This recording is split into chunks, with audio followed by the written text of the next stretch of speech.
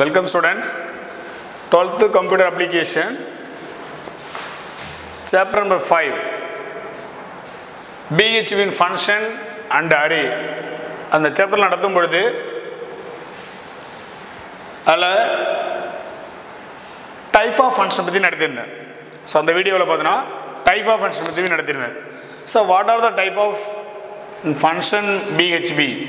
What are the function BHV? First one, user defined function. Second one, built-in function or by defined function. Third one, parameterized function. There are three types here, the function and array in BHV and chapter 11. So now the class, now the videos discuss one of the topic, parameterized function. Parameterized function. What is the mean by parameter? What is the mean by parameters? It is a way. Case 1 mark. 1 mark like ekla. Parameters are also called as arguments.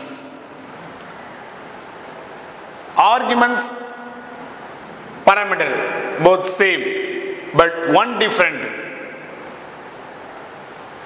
Parameters அப்படின்றது so நம்ம என்ன வேரியபிளாக அனுப்புகிறோமோ X Y இந்த மாதிரி சொல்லக்கூடிய வேரியபிள்ஸை சொல்லக்கூடியது parameters. Arguments means sending the values. நாம் என்ன அனுப்புகிறோமோ அந்த வேல்யூவை குறிக்கக்கூடியது arguments. நல்லா புரியுதா?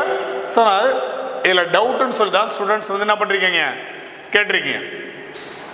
ஸோ இந்த டாபிக் வந்து சரியாக புரியல அப்படின்ற கொஸ்டின் வந்தாலும் திரும்ப நடத்துறது. இந்த வீடியோவோட பார்த்தோன்னா என்ன டாபிக் பார்த்தா parameterized function. Parameter are also called arguments. It's like the variables அப்படின்னு சொல்லலாம். Then arguments mentioned after the function name, the inside of the parameter. அதாவது ஒரு ஆர்குமெண்ட் எங்கே சார் நம்ம மென்ஷன் பண்ணுறோம் அப்படின்னு கொஸ்டின் கேட்டால் அந்த ஃபங்க்ஷன் நேம்க்கு அப்புறம் ஒரு பாரந்தசிஸ் பிராக்கெட்டுக்குள்ள நம்ம மென்ஷன் பண்ணுவோம். There is no limit for sending the arguments. நீ எவ்வளோ ஆர்குமெண்ட் சொன்னாலும் என்ன பண்ணலாம், அனுப்பிக்கலாம். அதுக்கு லிமிட் இல்லை. No limit for sending the arguments. Then just separate them with the comma notations. Each and every வேல்யூக்கும் ஆர்குமெண்ட்ஸுக்கும் செப்பரேட்டாக உனக்கு தெரியும்னா கமா அப்படின்ற ஒரு குறியுடன் தொடங்க வேண்டும். புரிஞ்சிருக்குன்னு நினைக்கிறேன் students.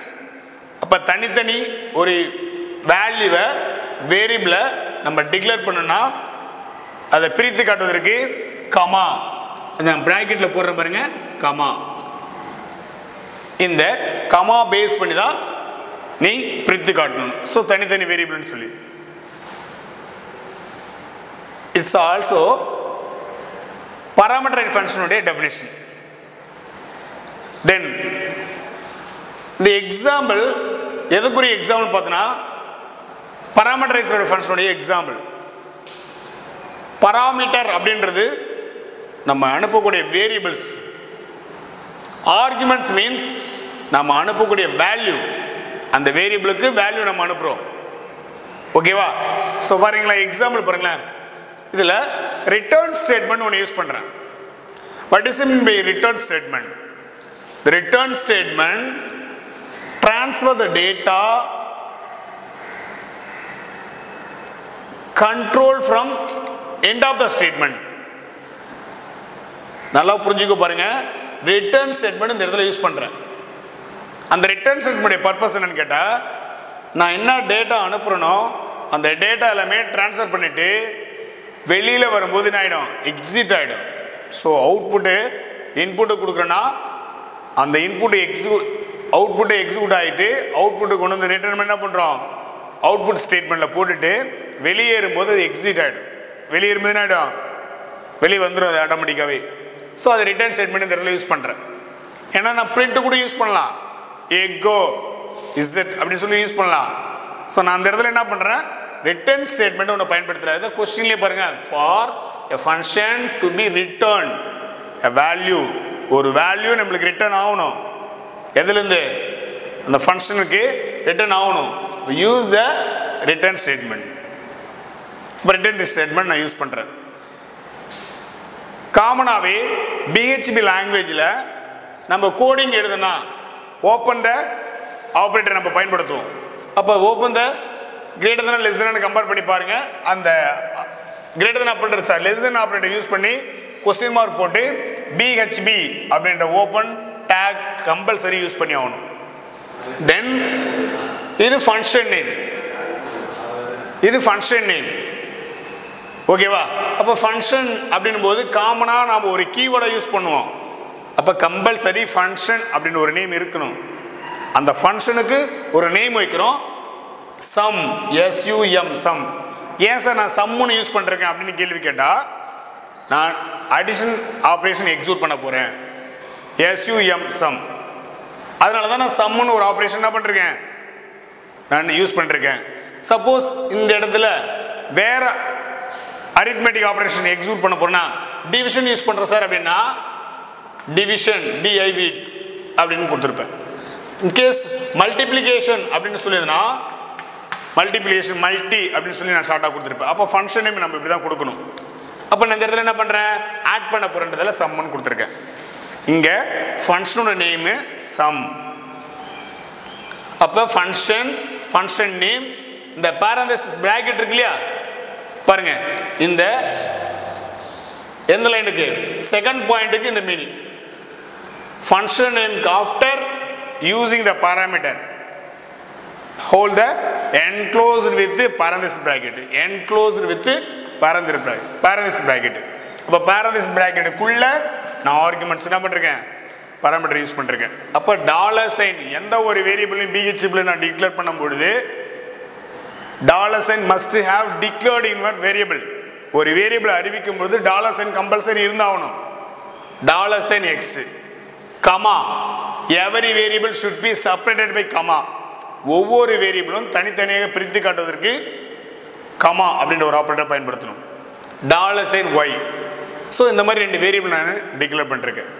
User identification dollar sign z equal to dollar sign x plus dollar sign y. எக்ஸில் இருக்கிற வேல்யூயும் ஒயில் இருக்கிற வேல்யூயும் ஆட் ஆகி இசட்ல அசைன் ஆக போகுது. அப்போ அசைன்மெண்ட் அப்படின்னும் போது அசைன்மெண்ட் ஆப்ரேட்டர் யூஸ் பண்ணிருக்கேன். இப்போ எக்ஸும் ஒயில் இருக்கிற வேல்யூ ஆட் பண்ணி இசட்ல அசைன் ஆக போகுது. அப்போ ரிட்டர்ன் பண்ணும்போது ஒயில் இருக்கிற வேல்யூ ரிட்டர்ன் பண்ணிடும். ஸோ இந்த மாதிரி செயல்படக்கூடியது. இப்போ கீழே ஒரு 3 லைன் எழுதி போட்டிருக்கேன். இந்த 3 லைனுடைய பர்பஸ் என்னென்ன, எக்கோ 5 + 10 அப்படின்னு சொல்லி நான் என்ன பண்ணிருக்கேன், டபுள் கோட்ஸ்குள்ளே கொடுத்துருக்கேன். அதுக்கப்புறம் டாட் சம் ஆஃப் 5, 10 கொடுத்துருக்கேன். அதுக்கப்புறம் பிரேக் அப்படின்னு கொடுத்துருக்கேன்.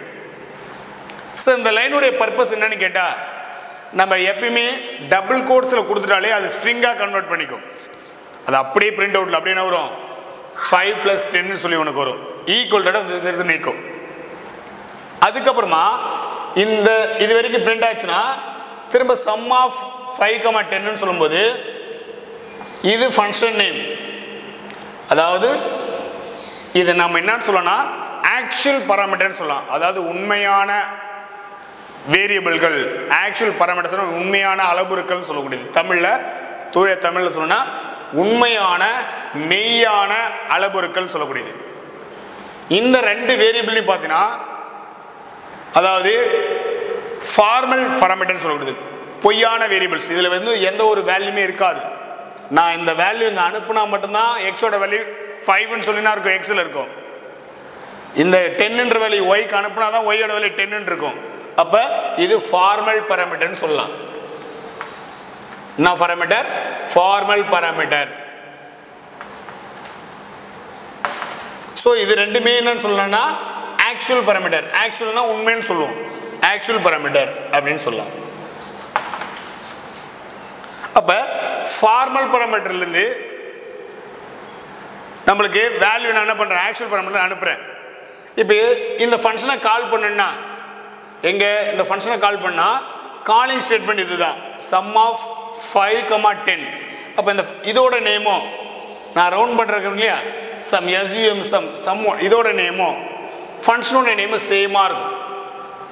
அப்போ இந்த ஃபங்க்ஷன் என்ன பண்ணலாம், இங்கேருந்து அழைக்க முடியும். அப்போ ஆக்சுவல் பாராமீட்டர் இருக்கிற வேல்யூ ஃபார்மல் பாராமீட்டருக்கு ரிஃப்ளெக்ட் ஆகுது. அப்போ எக்ஸோட வேல்யூ 5, ஒய்யோட வேல்யூ 10. அப்போ இந்த இடத்துல என்ன எக்ஸிக்யூட் ஆகுது, அரித்மெட்டிக் ஆப்ரேஷன் எக்ஸிக்யூட் ஆகுது. அப்போ 5 + 10 ரெண்டுத்தையும் ஆட் பண்ணி இசட்டில் போட்டுரும். இசட்டில் போட்ட உடனே ரிட்டர்ன் ஸ்டேட்மெண்ட் ஒர்க்குன்னு கேட்டால் முன்னாடியே நான் சொல்லியிருக்கிறேன், மீண்டும் சொல்கிறேன் பாருங்களேன். Transfer the data, the control statement, end of the statement. அதாவதுன்னா ஒரு டேட்டாவை ட்ரான்ஸ்ஃபர் பண்ணிட்டோம், எண்ட் ஆஃப் த பிளேஸ் பண்ண என்ன பண்ணோம், அந்த கண்ட்ரோல் திரும்ப நீ போயிட்டுன்னு சொல்லி என்ன பண்ணோம், இசட் அப்படின்னு சொல்லி இந்த இடத்துல போட்டோம், திரும்ப கொண்டு வந்து இங்கேயே கொடுத்துரும் வேல்யூ. ஓகேவா, இங்கேயே உனக்கு அனுப்பிச்சி விட்ருவோம். அப்போ என்னங்க இருக்கும், 15 அப்படின்னு சொல்லி வேல்யூ இருக்கும். இந்த இடத்துல பிஆர் ஒன்று பயன்படுத்தியிருக்கேன், அது ஒரு டேக். நம்ம HTML படிச்சிருப்போம். பிஆரோட பர்பஸ் என்னன்னு கேட்டு நான் 11th எடுத்துருக்கிறேன். ஒரு லைன் முடிஞ்சிச்சுன்னா அடுத்த லைன் தான் இந்த லைன் எக்ஸிக்யூட் ஆகணும். அப்போ தடை செய்வதுக்குன்னா நியூ லைனில் எனக்கு இந்த கர்சர் ஆகப்பட்டதுன்னா வந்துடும், கர்சர் வந்து இந்த இடத்துல நிற்கும். அப்போ 5 + 10 சொல்லி எனக்கு 15 சொல்லி என்ன ஆகிடும், பிரிண்ட் ஆகிடும். அப்போ 15ன்றதுக்கு அடுத்தது எனக்கு அடுத்த லைனில் வரக்கூடிய இதாக இருக்கணுமே தவிர கண்டினியூவாக இருக்கக்கூடாது. அதனால் நான் பிஆர்னு யூஸ் பண்ணிருக்கேன், நியூ லைன் வருவதற்காக. தட் இஸ் நெக்ஸ்ட் லைன் பாருங்க, 7 + 13 கொடுத்துருக்கேன், ஸ்டெப் 2 ரெண்டாவது லைன். இப்போ 7 + 13 சொல்லும்போது அப்படியே உனக்கு இதாகும். அதே மாதிரி தான்